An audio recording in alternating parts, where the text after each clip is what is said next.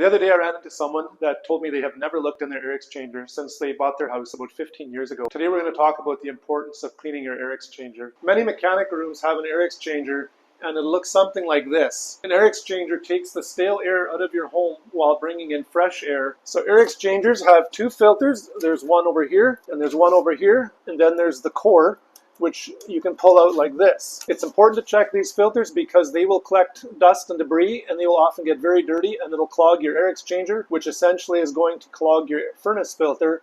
So it's important that you wash them every 3 months. This core you need to wash every 6 months. This is the core of the air exchanger, and the fresh air of your house will come from the outside. It'll come through this hole here and it'll essentially go through the core, and then from this side it'll go into your furnace.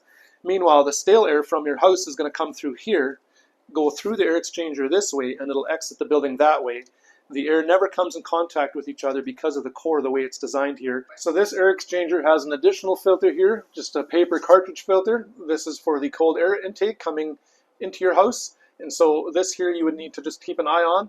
You could potentially vacuum it out or blow it out. And if it gets too dirty, you'd want to buy a new one and replace it. So most air exchangers will have a very similar look to this. They'll be a big bulky box. This one has two clips over here. They'll all be different, but essentially very much the same on the inside. So the recommendation would be every 3 months, check the filters. And while you do that, also check your furnace filter.